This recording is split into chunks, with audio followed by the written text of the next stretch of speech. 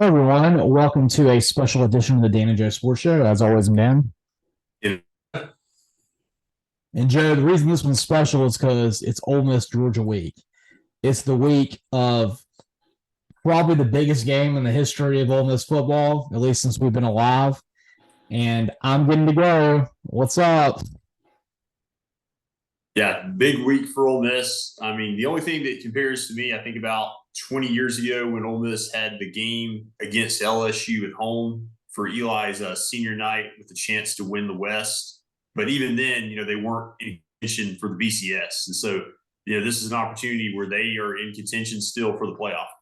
Absolutely, Joe. I mean, while Alabama beating LSU really hurt their hopes of winning the SEC West, I think the playoffs are still in the line, and maybe that could be the best thing ultimately for them because if Ole Miss were to win out, especially getting the win against Georgia this weekend, with them having one loss, even though they're not a division champion, there is a lot of precedent for it, a la Alabama and Ohio State not making their championship games and still getting to make the college football playoff. Ole Miss would have a win over the number one team and the two-time defending champion, in addition to wins against teams like LSU and Texas A&M and Auburn and some other good wins. That I think they'd have a solid argument.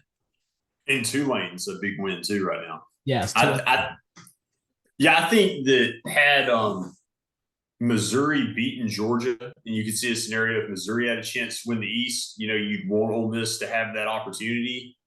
But I think that it'd just be impossible to beat Georgia in the rematch. And so this is the best path now to the playoff. I think so too. But let's talk about first, before we start previewing that game, the reason now that this is the best that Ole Miss can hope for. And that was Alabama's very impressive win against LSU. Last week, both of us picked LSU to win that game because we looked at, in modern football, usually having a great offense is superior to having a great defense. And no one had stopped LSU's offense all season long. And for the first half, I mean, this game really kind of went about the way that I expected it to. And Joe, there's a lot of talk now that about the middle eight, they call it, which is the last 4 minutes of the first half and the first 4 minutes of the second half. Usually the team that wins that tends to win the game. And LSU didn't just win the middle eight, they dominated the middle eight. They got that incredible touchdown with 30 seconds to go in the first half where they had to move it about 70 yards, got it. And then to begin the second half, they have the touchdown. And suddenly they're up 28-21. And at that point, it looks really good that LSU was probably going to win the game. But credit Alabama yet again. It seems like they are such a second half team. From that point on, they outscored LSU 21-0 and ended up winning the game going away. Yeah, that's true. I mean, they kind of turned the game on its head in the second half. And in contrast to that, you're right. LSU had their moments offensively as they have all season, showing that, they can score anywhere against any opponent, even this Alabama defense, that's very vaunted and very talented. And so, it was a shame, though, within that game that you saw the injury to Daniels. But at the same time, LSU had their moments. And you're right. Normally, when teams play well during those crucial stretches, that's going to be the recipe to win the game. Yeah, I mean, when you saw that incredible drive that Jayden Daniels led at the end of that first half to get that touchdown, which it seemed like there was going to be zero chance they could score a touchdown, I thought maybe they could kick a field goal but not get a TD. And they followed up by getting the ball to begin the first and second half, got a pretty quick touchdown. It looked like they were, in a good place. But, they definitely found something with Milroe's running ability against that LSU defense. And Joe, all season long, people have been really down on the LSU defense for very good reason. But that was the first game where I really paid attention to LSU's defense to see what I thought the biggest deficiencies were. Going into the game, a big story was LSU's lack of DB depth and the fact that they were putting basically true freshmen out there because they had some injuries at that position. But Joe, what I found to be the most really upsetting part of LSU's defense was what I thought was atrocious linebacker play. I mean, pretty much every time that Milroe took off running, the linebackers were completely out of position. I never saw a person spying him the entire game. And I just was blown away by how bad the LSU linebackers were. which usually, I mean, that's a very strong position for him. Yeah, I think you're right. It reminds me a lot of how USC's been the last couple of years. As talented as it gets from a skill position situation, quarterback's great, receivers are great, everything, but you just don't have a great defense. But you just don't expect that to be characteristic of LSU. It's not. No, I mean, and this is the situation they're in right now. They've got one really great defensive player in Harold Perkins Jr., and that's kind of it. Mekhi Wingo is very good too. I mean, of course, he's Barkevius Wingo's younger brother, but he was injured. And I know they had a lot of injuries, but even with that, with the level of talent that you come in to expect with LSU game in, year out, it was very strange to see a defense that was that disorganized, that seemingly without talent and not really, just one that just didn't seem to be even elite, if it even had the possibility to be elite. I don't know if I've ever seen that before with LSU. Yeah, you don't see it. It's very surprising. Yeah, but I mean, Milroe had his best game. Of course, rushing was the big thing. He ran for 4 TDs, I think about 180 yards. But he also had a solid game passing, too. I mean, I think he threw for 219 yards. It's 15 to 23. Just really an excellent game all around for him. And for someone that was seen as maybe the liability of the team early in the season, I would say that he has now elevated himself to being a good to very good quarterback, I think. He has been. I mean, he's definitely had some key moments, and just for him to be able to turn things around, as I think I talked about last week, in the middle of the season, the way it was going. I mean, you rarely see that. No, it really. I mean, to him to have that steady rise. I mean, it seems like ever since he had his great first game against Middle Tennessee State. That's whatever. He got blamed a lot for the Texas loss. He didn't really play terrible in that, but he did throw, I think, 2 interceptions in that game. And then, of course, he didn't get to play at all against South Florida. And then ever since that week when he came back in, the following game against Ole Miss, and I think he had a pretty good second half in that game, but a poor first half. He's really just gotten better and better every week. He has. It's just been a steady rise. Yeah, I mean, and I think too, this may be, we said it 2 years ago when Saban took what seemed to be an Alabama team that outside of having, the best quarterback in America and the best defensive player in America, didn't really seem to match up talent-wise with other ones as maybe his best coaching job. But I think this one may be his best coaching job. They didn't just take a loss to begin the season. They took a pretty devastating loss to Texas, one in which they weren't really competitive. They followed it up with a terrible showing against South Florida. And, they were down in the first half against Ole Miss. And then they really turned it on right after that. And it seems like this is a team that improves every week, that always has great second half adjustments. And it seems like, Saban is like happy this season coaching, which I don't know if I've ever seen that before. Yeah, I mean, and just think about where things were, a month or so ago. Everybody was talking about this being like a 3 or 4 loss team. Everybody was talking about the end of the dynasty. Saban just couldn't cut it anymore. And so to me, that adds to what you're saying. It's the turnaround, but also the rhetoric was so strong, saying that everybody's going to count them out. And so for them to come back from that is just unbelievably impressive. It really is. And I really, that's another reason that Dallas Turner hit is so terrible to me, is that I hate that not only did it take Jayden Daniels out of the game and maybe for a couple games down the road, but I feel like in some ways it besmirches this victory a little bit for those people that aren't really Alabama fans, because I just, it's just upsetting that Jayden Daniels didn't get to finish and on a hit where I found it to be targeting. When I'm in my mind, when you get off your feet, you leave with your helmet and you hit someone in the chin, that should be targeting. I know that it's like a head-to-head thing. You could say, well, he kind of hit him in the chest and hit him in the chin. But, I mean, in my mind, when you get to this part of the body right here, and that's really the most exposed part is the chin. I mean, it looked like there was worries for a second that maybe Jayden Daniels had broken his jaw, Yeah.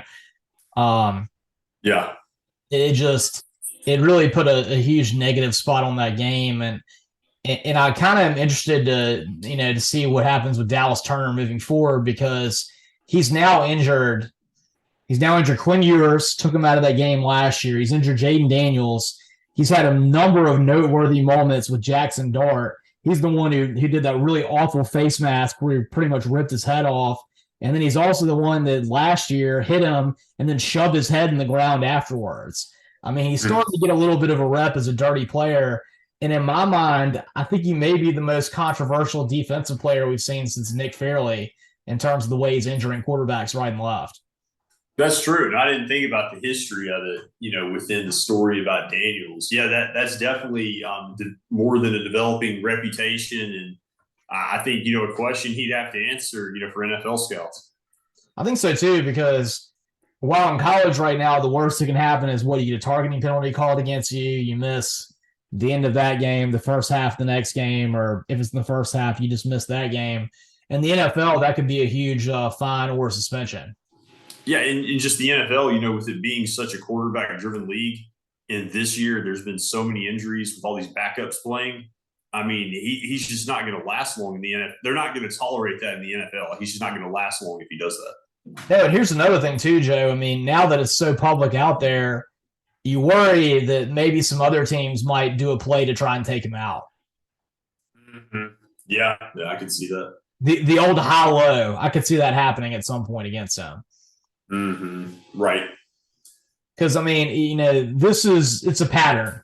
I mean, when you could say what you say, they're all legal hits, debatable. Like I said, I found that one to be targeting, but there's an argument that maybe it's not. The Quinn Ewers one, I've looked at it. It wasn't necessarily a dirty hit, but it definitely, the way he was holding his arm, it was like setting it up to be a possible injury.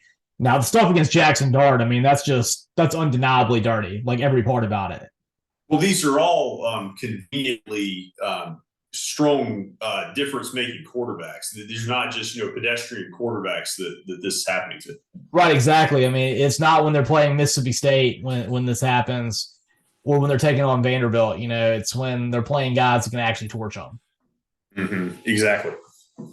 So I think that's something that you're going to have to watch the rest of the season, because there's no doubt now that he's got a rep about him.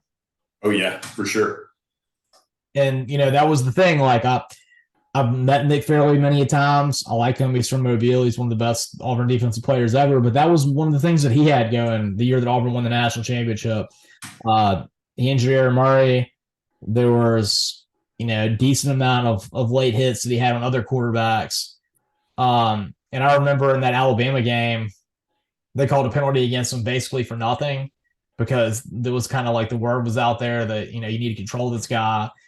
And I remember that Georgia intentionally tried to hurt him on a play. You could see it after Aaron Murray got out. And that's why I was talking about that, because eventually when the word gets out that there's a defensive player that's trying to hurt quarterbacks, usually the offensive players in either that game or in future games will do something to get back at him. Yeah, I mean, just think about even, the last 13 years, how much communications change, with people talking about stuff like that, on social media. And I mean, the word's going to get out there even more than ever. And yeah, I mean, it's definitely going to be very, very dissected as it is. It is, yeah. But, regardless, like I said, you can look at those hit, many ways, but the worst part about it is Jayden Daniels was having an excellent game. At that point, they were down by 2 touchdowns, and I would say with all likelihood it was going to be over for LSU, but they still had a small chance, and that really extinguished any chance they had to get back in that game. Yeah, it hurts their chances there, ruins that, and then also just kind of puts a negative on a team that otherwise, is one that you want to just enjoy watching. Yeah, it really did. I mean, it was an excellent game and really well-played game up to that point. And now moving forward for LSU, you wonder what's their motivation going to be like the rest of the season. They can't win the West anymore. There's an outside chance they could still win 10 games in a season, which, hey, that's a good season. And technically that would be 1 game better than what they had last year. But still, with all of the preseason hype they had, with a lot of people picking them to win the West, a lot of people still picking them to win the West, even if they had dropped 2 games with how good their offense is. this is going to be a bitter pill to swallow. And no matter what happens the rest of the season, I would say they underachieved. Yeah, I think so. And you've got, a situation where Brian Kelly had more success than a lot of people expected in year one. And so I think that makes there be more pressure this year where it feels more like an underachievement. Whereas let's say that he had kind of what I expected last year, a 6 or 7 win season, you would be celebrating more 10 wins. Right, exactly. I mean, I think that Brian Kelly is doing a great job and he's building the program the way he wants to. I mean, every time I listen to him, he seems more and more comfortable in this job. And it seems like, while it seemed like a weird fit to begin with, now it's starting to make a lot more sense to me. And I think he's absolutely a victim of his own success in the first season, because if you would have told me that he won the SEC West his first season and won 10 games the next season, if that happens, I would say that's a massive success based on what he inherited. Exactly. So we'll see where they're at moving forward, but very impressive win by Alabama. Suddenly everything is on the table for them, and we will see where they're at moving forward. Joe, the other big game that we had in the SEC last weekend was Georgia and Missouri. I thought that this is one of those games where everybody kind of came out a winner. You don't see that very often. Georgia, of course, got the win 30-21.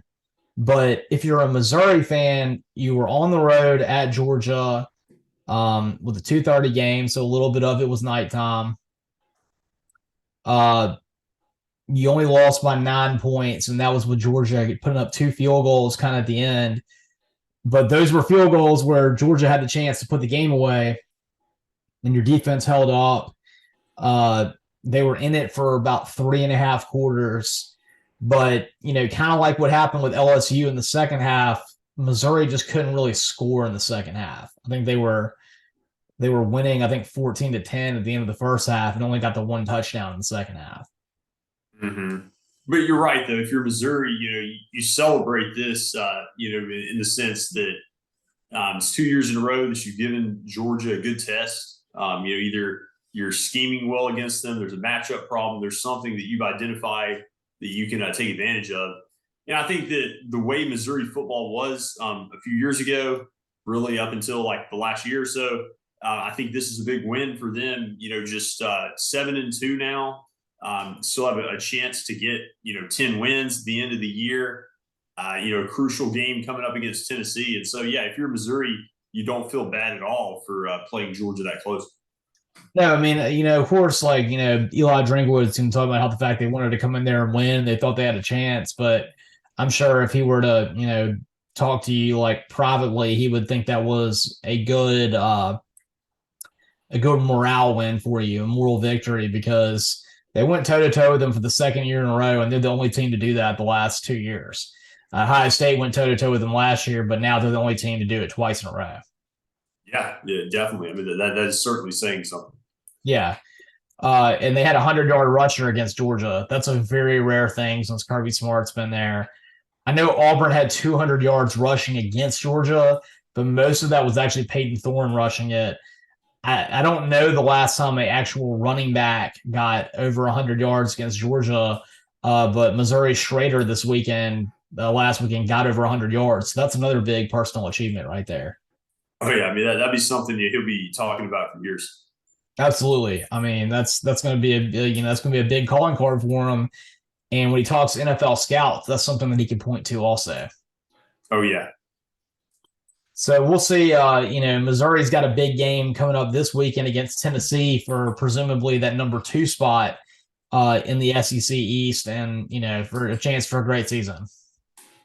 Yeah, it's right there for them, the opportunity. Joe, someone that lost out on the chance to have a great season, and on the flip side, another team that redeemed their season, Clemson's massive upset against Notre Dame. I think forever in the lore of Clemson football, this will be referred to as the Tyler from Spartanburg game. Because, of course, the week began with Dabo Swinney having to explain why Clemson's got 4 losses. They dropped a game against a pretty weak NC State team. And, of course, Dabo went on his egocentric rant against Tyler from Spartanburg on the Coach's Call-In show, where Dabo had to explain to you his entire, rise to being the coach that he is and the player that he was. And, apparently if you get paid $11 million a year, you can still be, have a really thin skin and let someone that, you don't even know what they do for a living, but guarantee they're not making $11 million a year, rattle you. But apparently this motivated Dabo to have his best effort of the year because Clemson went out and pulled a shocking upset over Notre Dame. Yeah, it was really crazy to think about it.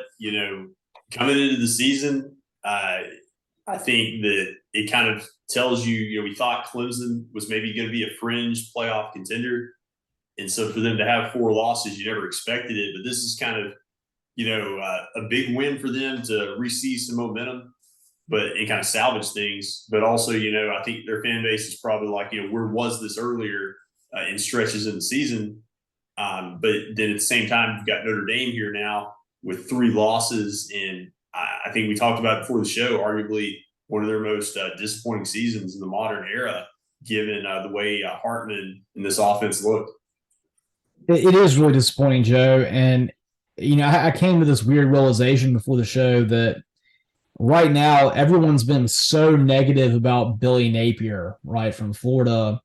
But is Marcus Freeman kind of like a similar coach to Billy Napier? This is both, now Marcus Freeman's a first-time head coach. Billy Napier was a head coach at Louisiana Lafayette. But both of them right now have kind of underachieved wins-wise in their first 2 seasons of their schools. They've had some great moments with kind of big upsets and very well-played games. Florida, in Tennessee, Notre Dame, USC.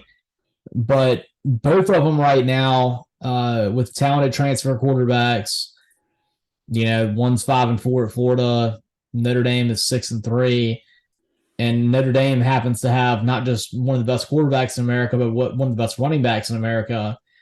They're both kind of underachieving. They're both in year 2. And really the only thing that either one of them can point to right now is that, oh my God, we have a great recruiting class. But on the field, neither one of them are really succeeding right now. Mm-hmm. Yeah, that's definitely been a question mark. And I think, if you're Notre Dame, for me, I think you're a little bit more frustrated because you thought this was a golden opportunity. Whereas for Florida, obviously their fans want to win. They can be very unrealistic, but still, Billy Napier, I feel like was building that, kind of rebuilding that more. Notre Dame, it kind of felt like, even last year, they still made a pretty big bowl game. You felt like this year was an opportunity to seize, and if it's not this year, what is it going to be?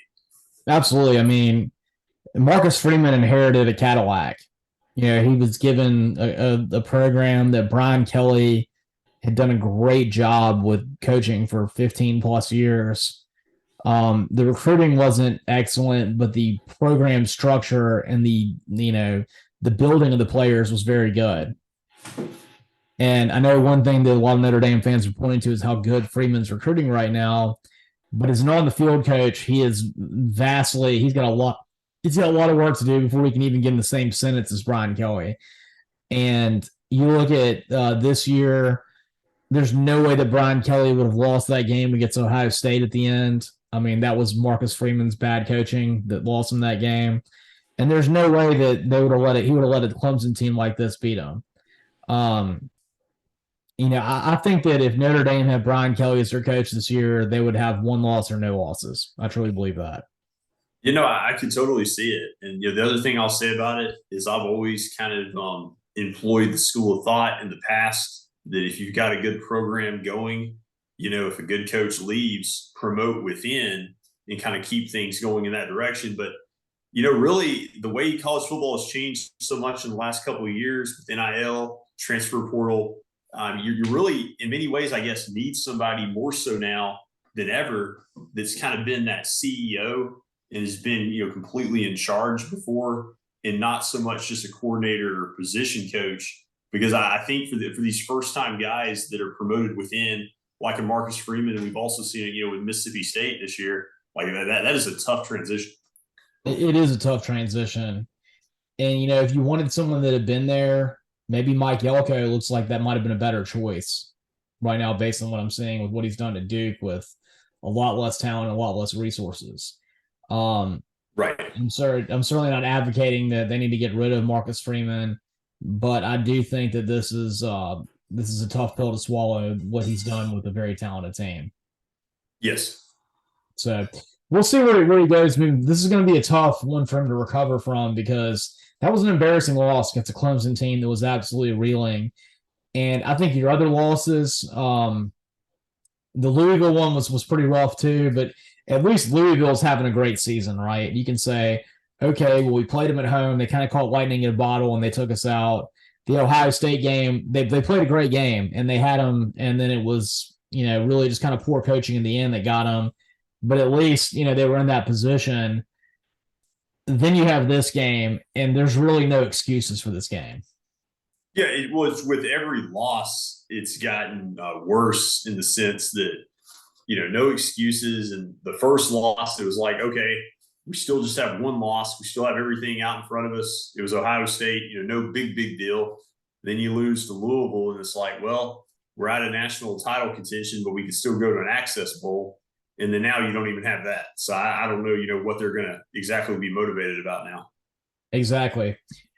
Joe, speaking of what you're going to be motivated about, in Bedlam, we knew Oklahoma State was super motivated. It was the last chance they would get to take out their big brother in Oklahoma when Oklahoma left them holding the bag and staying in the Big 12 while Oklahoma was going off to greener pastures. And Oklahoma State did exactly what we thought they did. They came and played a great game. They beat them 27-24. And then to rub it in Oklahoma's face even more at the very end of it, they played Taylor Swift's "We're Never Getting Back Together." Yeah, I mean, that kind of summed it up. And, you knew that they were going to celebrate that win if they got it, more so than most years. Yeah, so something funny about that. After the game, they, of course, tore the goalpost down, and there's a lake on the Oklahoma State campus. They threw the goalposts in it, and then later everyone's like, well, we didn't even get to get any pieces of the goalpost. So that they sent somebody into the lake, and they looked at a video of when it was getting tossed in earlier to try and locate where it was. And somebody was the guy, after like a lot of people directing him, he was able to find it. And of course, since this is Oklahoma, people had power tools in their car, like miter saws, and they were able to cut it all up and divvy out pieces to everybody. Mm-hmm. Yeah, and building off the celebration, like you knew that they were going to celebrate it, but if you're OU, I mean, you've dominated that rivalry through the years. It's been very tough for Oklahoma State to win that game historically, but now they've got the ultimate bragging rights for who knows how long. Yeah, I mean, we don't know when this game's going to be played again. So Gundy being the ultimate Oklahoma State guy, playing quarterback for him in the 80s at the same time that Brian Bosworth was at Oklahoma. Him talking about earlier this week about how he and Brian Bosworth had both spit in each other's face before. This was an excellent win for him. And really, in a season that started off so bad with them getting drilled by South Alabama, the recovery that they've had beating Kansas State, beating TCU, now beating Oklahoma, and being in the driver's seat to win the Big 12 championship. I think it would be like the coolest thing ever if Oklahoma State could somehow win the Big 12 this year. Yeah, and I was talking about earlier how rare it is to see a quarterback like Milroe turn it around. I mean, it's so rare to see a 2-loss team, nowadays turn it around in college football. I mean, usually when you're out of the national championship at that point, I know you got the conference to championship still play for, but it's very rare to see a team mid-season have that kind of turnaround. Absolutely. And, one thing that I'd be interested to see is if they are able to do that, able to win out, beat presumably Texas in the Big 12 championship game, does Ollie Gordon maybe get an invite to the Heisman Trophy ceremony? They're really good running backs when putting up excellent numbers. That'd be worth looking for. And that's the scenario that Ole Miss is definitely rooting for a 2-loss Big 12 team. Yeah, I mean, that would have knocked Texas out. Then you cheer for Georgia to beat Alabama. That would knock Alabama out of the way, and maybe Ole Miss has a chance then. Yeah.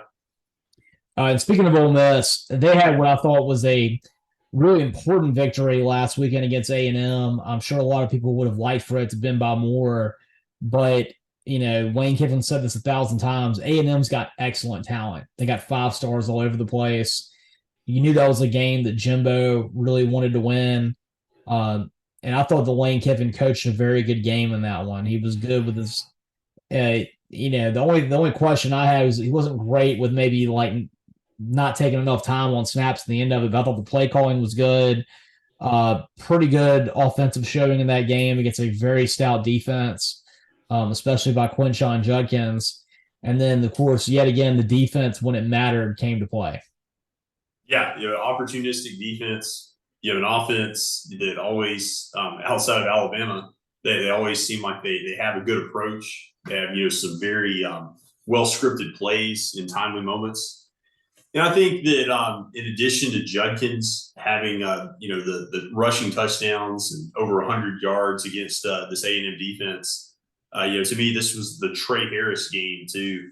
I mean, over 200 receiving yards, 4 or 5 catches that were like, if you're making a highlight reel of his entire season, 4 or 5 of those could qualify as, his best catch personally of the season. And so to me, he's just established himself as a true number one.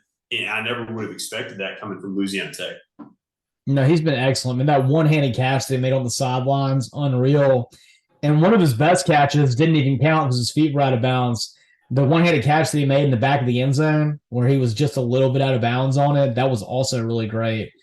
And he's kind of now like the one-handed man. I mean, he's pulling a lot of OBJ catches out.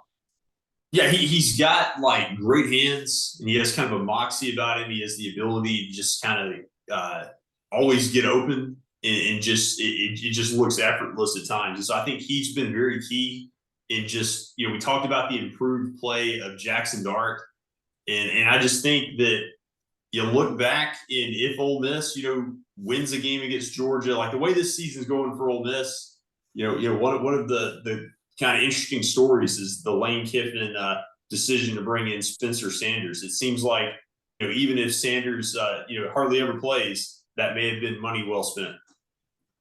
Yeah. From a motivational standpoint for Dart. Definitely, yeah, because Dart's playing so much better this year than he did last year. Maybe that was the idea behind it. Yeah, that's what I've wondered. Yeah, it could be. But interestingly, Joe, I mean, Trey Harris, as great as he played, especially last week with over 200 yards receiving, he's not getting the national publicity I feel like he deserves. I saw a stat get thrown up, and I think it was on SEC Final, where it compared Trey Harris to Keon Coleman, and everyone is just like salivating over Keon Coleman all the time. Oh, my God, this is the best wide receiver in America, blah, blah, blah. Johnny Wilson's on his team, and he's making him, play second fiddle. Well, they showed the stats, and Trey Harris has got better stats than Keon Coleman. Yet no one is talking about him the way they are about Keon Coleman. Keon Coleman at Florida State is the best transfer in America, best wide receiver, and no one's giving Trey Harris that kind of love, although he has better stats right now than Keon Coleman does. Yeah, no, I've wondered that too, about his lack of national attention. I think part of it is, he missed a game or two, was kind of banged up, and so I think his stats would be even better had he not missed those games. He's got like 700 and something, like maybe 793 on receiving yards so far. Not as many touchdowns as he would have had. But like he started out the year, I think that first game he had 4 touchdown receptions and 3 like within 6 minutes. Like I've never heard anything like that. And my dad, who has followed Ole Miss football since like the Archie Manning era, I mean, he tells me that he's never seen a receiver really look any better at Ole Miss. I'm not saying he's the best receiver they've had, but he's never seen a receiver play any better than Trey Harris has at stretches. No, definitely. I mean, he's having an excellent season, and he's really come on lately. Speaking of coming on lately, Joe, Auburn got a big win over Vanderbilt over the weekend. It was expected, but the biggest takeaway I had from it was Jarquez Hunter really starting to get back into his own and being the player that we thought he would. He had 2 TD runs, one of 56 yards, one of 63 yards in the first 3 possessions, finished with 180 yards rushing, and probably had his best game as an Auburn Tiger. Yeah, I mean, that was really impressive. It had like 67-yard rushing touchdown. And that they did what they had to do. And you have to take care of business against Vanderbilt. We know about it from an Ole Miss standpoint that through the years, that can sometimes be a weirdly tricky game, especially when you're playing at Nashville. Yeah, Joe, and on that stat too, weirdly, Auburn going into that game had a tied overall record with Vanderbilt in the history of the series. So now they have an edge over Vanderbilt, and like what a weird stat. You would never have thought that Auburn would have been tied with Vanderbilt in games. it's just I always feel like they always got Vanderbilt when they're weirdly good. Mm-hmm. Yeah, I guess just not playing as regularly either. But speaking of Vanderbilt, I've definitely enjoyed the SEC shorts I saw this week. They've been having a lot of fun with the Vanderbilt, construction with the scoreboard, and I've really enjoyed that rendition. That's right. And if you want to listen to us and can be part of our construction for our next episode, check us out. Of course, you can follow us on Twitter at DJ Sports Show. Subscribe to our YouTube channel, and of course, follow us on Twitter at DJ Sports Show. And as always, I'm Dan. And I'm Joe.